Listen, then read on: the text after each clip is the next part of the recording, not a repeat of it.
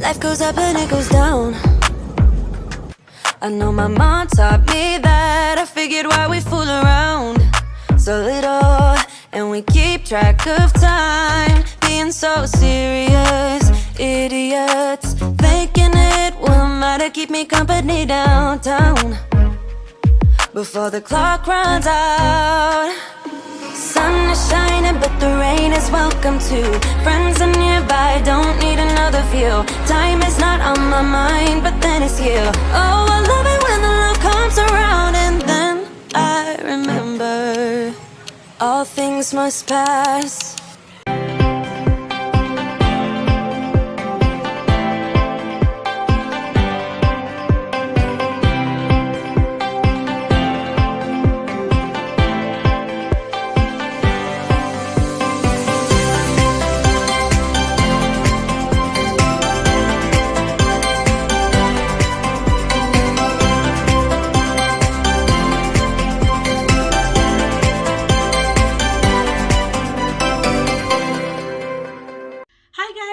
Welcome back to my channel. Here we live, love, eat and smile. So today I want to talk about bariatric surgery. That is the surgery I had 2 weeks ago. So I am currently 2 weeks post-op. So I asked people on my IG to ask me a few questions concerning my surgery, and also there's some info I wanted to give you guys because I've been having questions, or rather when I was going for the surgery I needed answers to such questions and I didn't get them on any like Kenyan YouTube channel. So I decided to do this one to give a story on my journey and also to answer a few questions. So in case you see me looking down, I wrote a few questions regarding VSG, which I did. So we'll get right into the question. I'll divide the video into sections, so we will have 8 sections so that I can answer everything accurately and I can show you what I need to show you. Yeah, cool. Okay,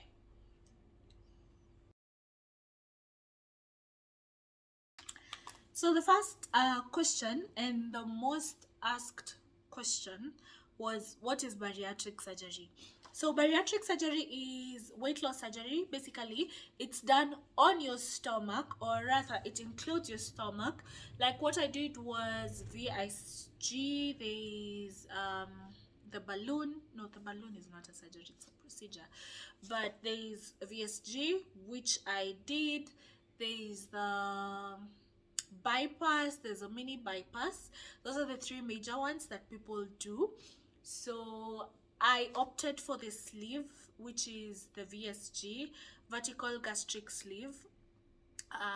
VSG, vertical sleeve gastrectomy, something like that. When the gastric sleeve, it's just gastric sleeve. And there's gastric bypass and gastric mini bypass. So basically what they do in each of them, I'll explain briefly for all of them.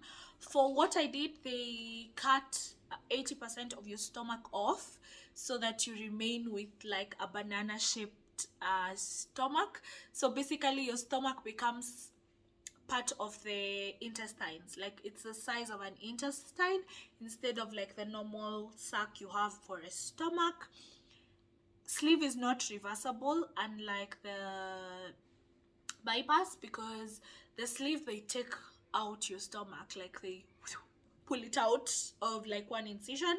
And then for the bypass, they just cut like a small bit of your stomach and tighten the other one so it's not in use, or rather your food doesn't go in there, but the stomach produces the juices needed to digest and all that, and then they go through to your intestines. So the only basic part of your stomach that remains working is that small chunk, allow me to call it that. I don't know much about the bypass because that's not what I did, and I don't even know how the mini bypass is done. I think it's like half of the bypass. I don't know.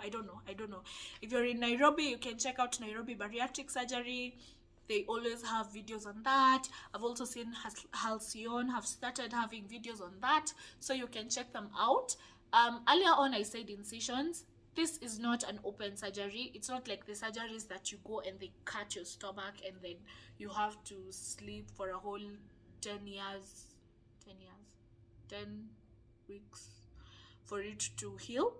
It's just small incisions, because unlike normal surgeries, it's not a human being who's doing the surgery. A human being just directing the computer that is going inside your stomach. So you have like four cameras and like one what do you call them, computer, what do you call them, where you're that one that goes into your stomach, and there is a surgeon who is directing it from the outside and using the cameras to see what is going on inside your stomach. So your healing time is like 2 days, 3 days. That's why most of you are not able to notice, because we went on Sunday, I did my surgery on Monday. By Wednesday I was all over Turkey and shooting pictures and videos. No one noticed I actually had surgery. Now my gyna told me I had PCOS, which is polycystic ovarian syndrome, which causes you to it causes you to add weight, if I may put it that way, and you can't lose the weight so easily. So and also concurrently, I am a really good cook. I don't know if you've seen my recipes and all that. So I love cooking. I'm not supposed to say I'm a really good cook, because I'm not supposed to say it for myself, but I love cooking. I love baking. I have a baking business.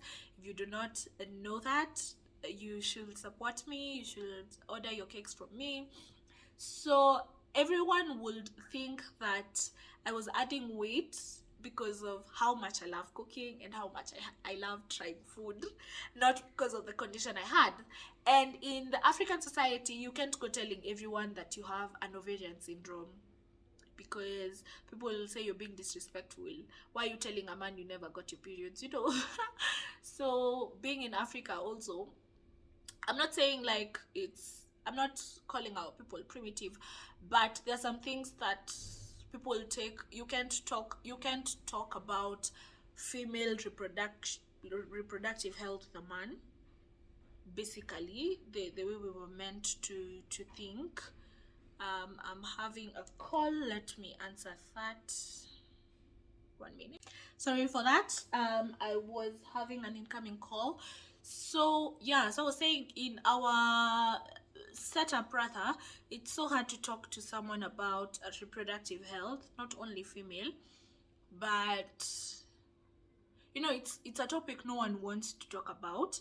So I suffered a lot in silence, because I would take in, I remember this specific high school teacher who kept on telling me, she was plus size, and she kept on telling me,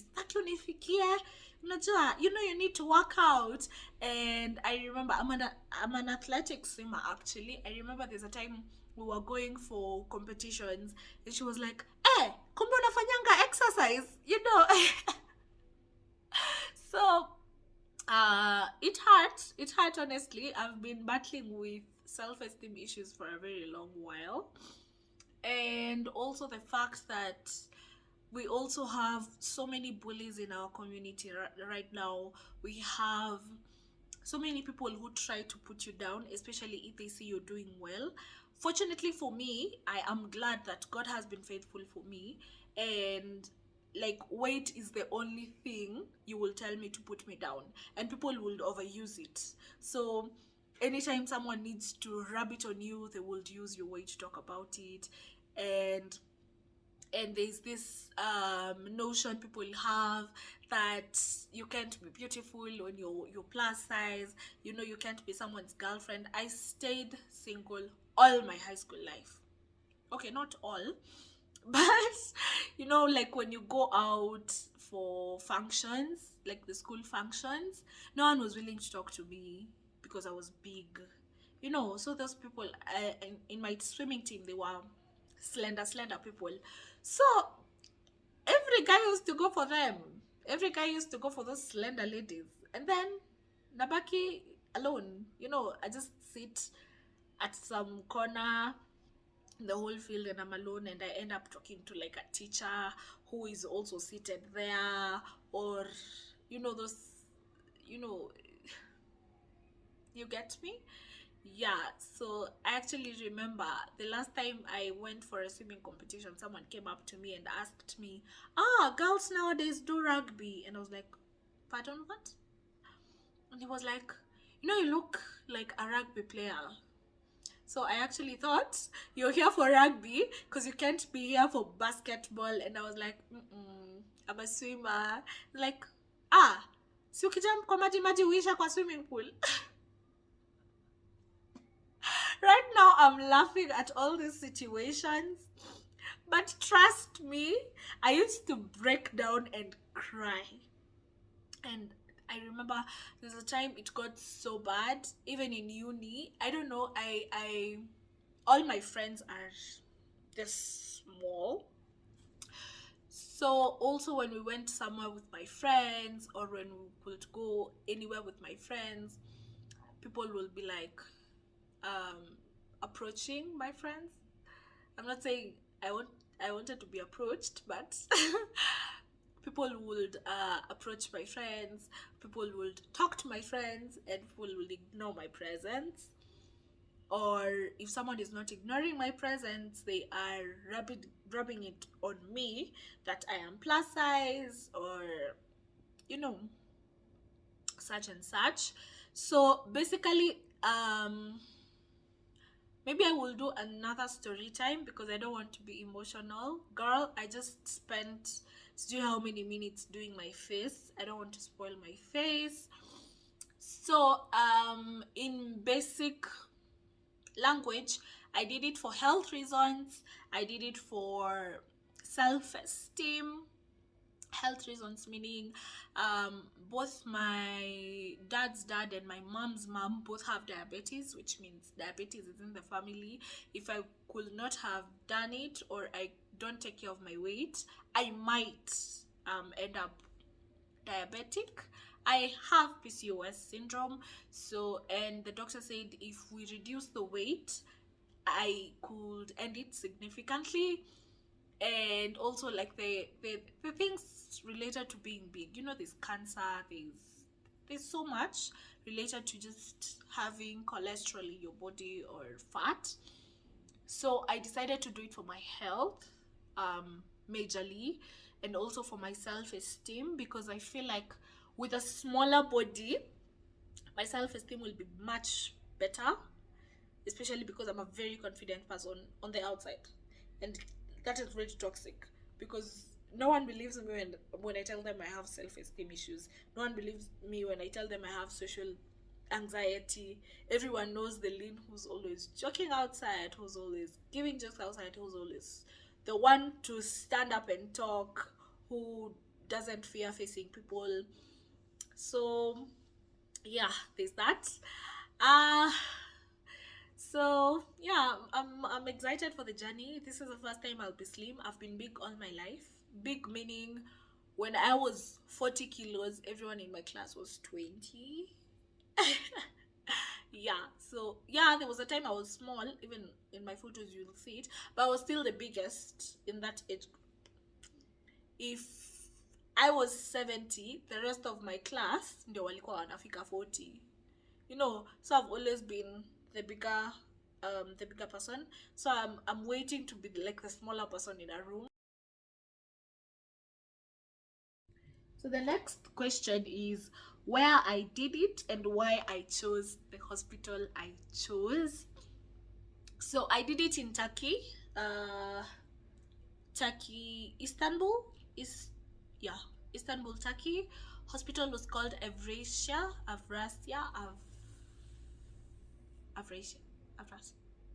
Avracia Hospital, and my doctor was Dr. Jehun Aidogan. He's been doing bariatric surgery for a very long while. So why did I choose to go outside when there are Kenyan doctors who do it? First of all, I wanted to feel safe. Must die from not having an oxygen tank in the hospital, in a Kenyan hospital. So I actually don't have any problem with the doctors. I have a problem with the Kenyan hospitals. If there was a bariatric hospital that I know belongs to only bariatric surgeons, I would have done my surgery in Kenya. But since like Nairobi bariatric wanafanyanga Nairobi South and Nairobi West for Halcyon, I'm not so sure. But like Nairobi West, I have history with Nairobi West when my mom had a heart attack. So I wouldn't want to go back there. I'm not bashing the hospital. I'm not talking bad. If you like the hospital, please don't come at me. But for me, I felt like I would have been safer outside. And also, since I've always wanted to go to Turkey, and it came very highly suggested in the countries that do the best bariatric surgeries, I felt like I wanted to go out there for adventure also, like as a tourist, to see how Turkey looks like, to see where these people are getting Turkey clothes, which I didn't even get, but I had fun. I did a few things there. Why I chose the hospital: the specific surgeon owns a bariatric floor in that hospital. This is what I mean. The theater that you go into is fully equipped for bariatric surgery, which you don't have here in Kenya. Here in Kenya, daktari anakujanga na makamera zake. You know. So there, the theater itself it's a bariatric theater. It's actually labeled bariatric theater. So it has the things to do a bariatric surgery. When I was being wheeled in, at the corner, there were 7 oxygen tanks. Full. 7. I lost a family friend a while back because they didn't have oxygen in the whole hospital for her. As I was in the hospital, they did test. I'm telling you, I went into every doctor's room. They test everything. They test every single bit of everything. Wana testing hadi miguu na hakuna mali miguu yako inashikania na tumbo. You know. So I felt safer doing it there. It was safe for me. I felt like it was good. Fourthly, whichever number I'm at, the doctors we have all have experience. All the bariatric doctors we have here have experience. But then for Jehun, he's been doing these surgeries for years. He's been doing them for years upon years. Like, he can literally do it with his eyes closed. And all these years, hakuna ile unapatanga ati kuna mtu alikufa under his hands, or there's someone who got paralyzed, or there's someone who had to get tube feeding because he nicked your intestines, or there's someone who, you know, those small cases you find on Google for other doctors. He didn't have none. He was clean. I was like, I have found the one. And something else, I really prayed about it because there were 3 Turkish doctors I was recommended to. I really prayed about it. By the time I chose the specific one I went with, so you can be rest assured that he was good. I was safe, and that's what mattered to me. Being safe and coming out of that theater alive. Yeah. So I have answered where I did it and why I chose the specific hospital. So the next question is pain level and medication. Okay, the pain level is like an 8 out of 10, I won't lie, especially after coming out of surgery. I remember I kept on shouting and screaming and telling my dad, you know what, Dad, I feel like dying. I am actually dying. This pain is too much, you know. But compared to other surgeries, no, the pain is not that much, because with a few pain meds, they just sort it out. They just gave me pain meds and I was good to go. They do it like through like a drip and you're good to go. That's it, you're good. So it's only for the first day and it's like gas pain. So you see the way you feel when you have gas, now like do it like times 100, because you know they filled up your stomach with gas so that the cameras can have space and the robots can have space to do whatever they're doing in your stomach. So all that gas is going up your chest, going up your shoulders, going up your neck. So unasikia nika umekaliwa kwa kifua by like an elephant. Okay, being fair, like a baby elephant. And then someone is trying to break your shoulders. You know, that's a kind of pain you feel. So it's painful, I won't lie, it's painful, but it's certainly tolerable. That's what I can say. Certainly tolerable. But after that, the gas pain is done, that's it. You don't feel any other pain, you don't feel anything. You're fine, you're good, you can even go back. I literally drove the next day. When immediately we landed in Kenya, I was back to driving, you know. So it's not like those surgeries you're told you have to stay 10 weeks without surgery doing what. You have surgery. The only restrictions I have though is do not bend, do not carry anything heavy. That's it. Yeah. So medication, for medication I have it here. I'll show you all what I was having. So yeah, it's like a whole paper bag of medication. Yeah. So okay, this is like Gaviscon, only that it's from like another country. So this is the first one. This one I will take 6 times a day. I'm still taking it 6 times a day to avoid ulcers. I don't know why we're taking this. This one, antibacterial. Augmentin, same augmentin we have in the country, just that it's written in Turkish.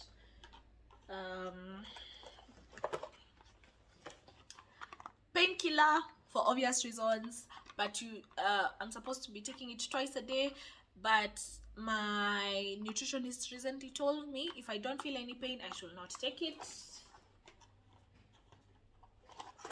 2 times a day. My favorite, this is a multivitamin,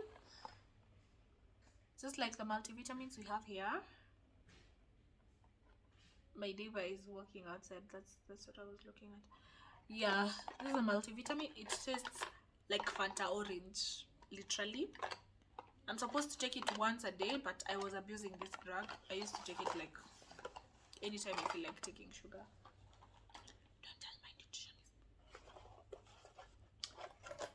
Then my worst. So these ones are over, but I saved 2 of them to show you what they were. So these ones, you inject them on your stomach, like the way you do with insulin, to avoid blood clots around the place you just had surgery. So this is how the thing looks like. Then let me come close. So these ones I've used, they were like my last 2. It's just 1 per day, so yeah, just 1 of them per day, and there were 10 of them individually wrapped. This is how they were wrapped. This is their wrapping. So like it came like, it's normally like this, and then it's like inside like that, like this,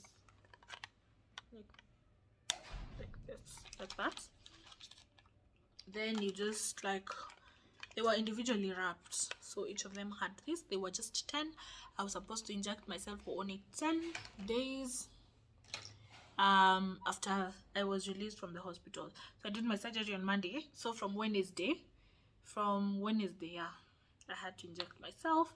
This is how long the needle is. I don't know if you can see. Let me try and be an influencer for you all. So that is how long the needle is. So you will just inject it into your stomach, 4 fingers away from your belly button. So if you do Monday right, Tuesday unafanya left. Yeah. If there's something I hated about the surgery,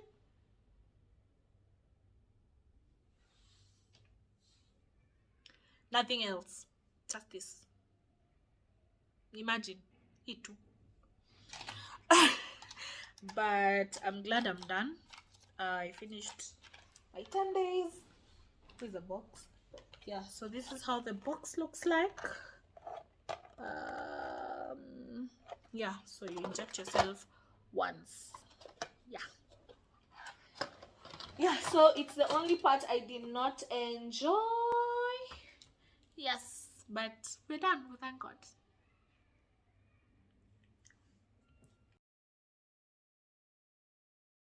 Down the cost, I hope I'll be as accurate as I can. If I won't, I'll just include them on the screen. So your budget is like 1.2 million Kenyan shillings for everything included. For the surgery itself, it was 600,000 Kenyan shillings. Was it 600? 600. Ama ni mimi na convert vibaya.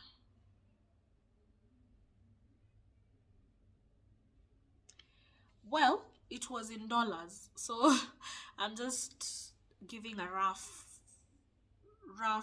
amount. Yeah, so you pay 600,000. They pick you up from the airport. Your companion, in my case my dad took me, so he has a room he has accommodation and food. But for me, because my dad is the one who took me, we had to pay an extra $70 per night, because we couldn't share rooms, because they provide a room for your partner only if you're sharing. So if you go with someone, kindly consider someone you can share the room with, so that you don't get an extra cost. You get me? Yeah. If you don't have, it's just $70 per night per person for an extra room. Then it also has his food for the days he was in the hospital. So I was in the hospital for two nights. So for those days, for 2 days, he had food, because that day we were discharged very early. So on Monday, the day I had surgery, he was given breakfast, lunch, and supper. On Tuesday, he was given breakfast, lunch, and supper. And on Wednesday, he just had breakfast at the hotel, which they provide for your partner. Breakfast every single day for your partner. Yes. What else? They have transport to the hospital and back to the hotel, to the airport and back to the hotel, from the hotel to the airport on your last day. But you have to, so in the package, that's in the package. And all these medicines I just showed you, they were also in my package. They also give you medicine, and the medicine for theater and your hospital room. In short, everything medical is covered. The only thing we added money for were the protein shakes packs. I don't know, let me pause the video. I'm back. So the only money we added was for about a box of this. They are protein powders to make protein shakes, If no one knows what a protein shake is, it's a milk shake with a lot of protein, if I can put it like that. So they give you a box of this and a multivitamin, one multivitamin that is not here. So that was around 30,000 in Kenyan shillings. So that one you buy, that one is a choice. If in your country you can get protein shakes, you can opt to buy them in your country. You don't have to buy from the hospital, but the hospital can, the surgeon himself sells this. They come in banana, vanilla, chocolate, and the one that is unflavored. Then you can flavor with your own sugar-free syrups when you get to your own country. Yes, so that was an added cost. What else? For the tourist attractions, for going to, if you follow me on Instagram, you'll see we went to almost all tourist attractions in Istanbul, because we went to Sultanahmet, we went to for the Bosphorus, we went to the mall, we went to what do you call this street, that Hupandanga, this one. We used the metro. Actually, we did quite a lot. So all those things, they're not in the package. You pay them for yourself. So entrance fees to Sultanahmet, you pay for yourself. I don't know how much that was. My dad went to pay. For the Bosphorus ride, it was 200 Turkish lira. That is like 1,400 per person for the Bosphorus going in, going out. So you just cross the ocean and come back. That is 1,400 per person. What else did we do? For the mall, you just get in, it's just a mall. You just go in. And for your clothes also, kama utanunua manguo huko, that is also not in the package. So as we bought some clothes, we bought something to come back home with. We bought some gifts. And because we were buying for so many people, it came to around like 100,000 thereabouts, because our family is huge. So we got like those nice stuff, but they don't have kids stuff. We could not find any kids stuff.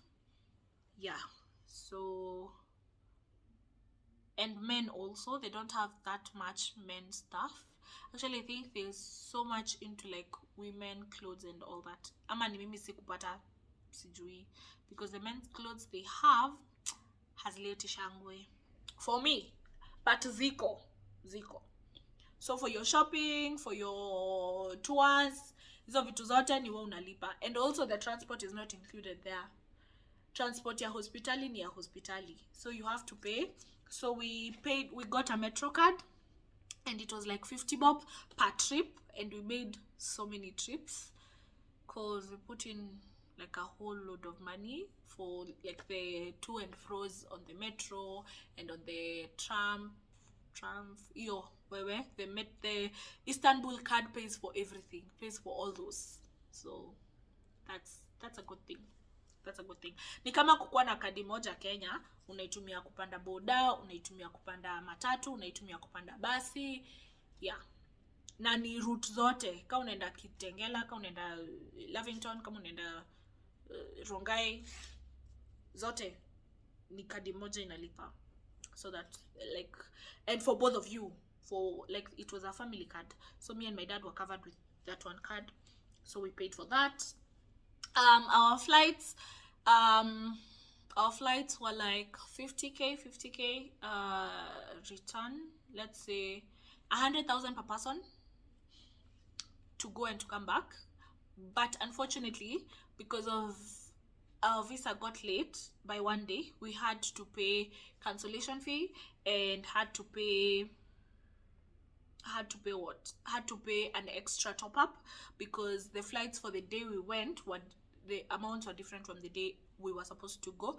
So my dad added like another 100,000 on top on as cancellation fee. Yes, it is very expensive. By the way, Turkish, I would rather use Emirates another time if I decide if I decided to go to Turkey again. So yeah, that is what happened. They don't have free cancellation, so yeah, we had to pay almost, like, it was 80 something thousand. So flights are like 280, but if I would advise you, kindly do not pay for a flight if you do not have your visa already. Even if they promise you 5 days, it does not come out in 5 days, so don't risk. You wait for your visa before you get your ticket. So the tickets were 280,000 for us, return for both of us, and we didn't pay any transfers. The hospital took care of that. And for the visas, it's 23,000 per person to Turkey. So we paid a total of 46,000 for both of us. It's at Two Rivers. You go to Two Rivers. The 23,000 has travel insurance and visa, so everything is covered in that one specific thing. So yeah, it's 23,000 per person. $190. That's 23K around. Yeah. Yeah. So that was the amount. This is the video that will go first.